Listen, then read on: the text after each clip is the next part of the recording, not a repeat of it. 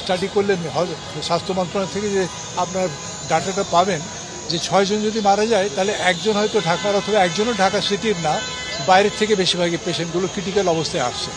তো এই জায়গায় পৌঁছবার আগ পর্যন্ত বাসার একটা দায়িত্ব যে প্রথম দিনে জ্বর হলেই যেন তাকে বাচ্চাকে বা যেই হোক তাকে ট্রিটমেন্টের আওতায় নিয়ে আসা হয়, ডেঙ্গু ট্রিটমেন্টের আওতায় নিয়ে আসা হয়।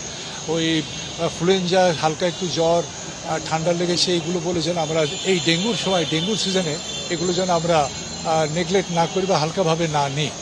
হালকা একটু জ্বর হলে আমরা যেন ডাক্তারের কাছে, ডেঙ্গু ডাক্তারের কাছে নিয়ে যাই।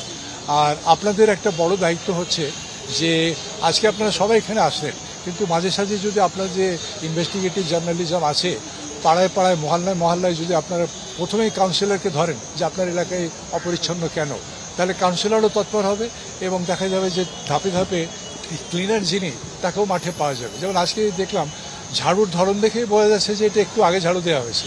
তো তাহলে ওই 1 বছর পরে মন্ত্রী সাহেব আসবেন, সেই দিন কেন সাজগোজ, সারা বছর কেন আমরা সাজগোজ পরিষ্কার পরিচ্ছন্ন থাকতে পারি? এই কালচারটা দূর করতে হবে।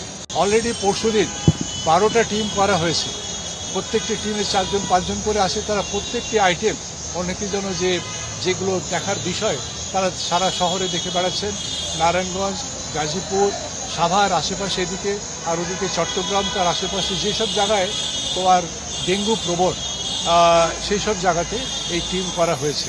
অলরেডি তারা গত পরশু থেকে কাজ করছে। দ্বিপাক্ষিক, একজনের পক্ষে সম্ভব না, অফিসারদের পক্ষেও সম্ভব না যে পাড়ায় পাড়ায় ঘুরে ঘুরে করবেন। সেই জন্য আমাদের ইলেক্টেড রিপ্রেজেন্টেটিভ আছেন, কাউন্সিলর সাহেবরা আছেন, ওনাদেরকেও আমি আজকে বললাম যে আপনারা শুধু অফিসে যাবেন আর বাসায় থাকবেন তাহলে তো হবে না। আপনার দায়িত্ব তো হচ্ছে সিভিক অ্যামেনিটিস যেটাকে বলে, মানুষের সেই যে প্রয়োজনগুলো সেগুলো আপনারা দেখবেন, পরিষ্কার রাখা, পরিবেশ ভালো রাখা ইত্যাদি ইত্যাদি। সেগুলো আপনারা যদি বাসায় বসে থাকেন তো দেখতে পারবেন না।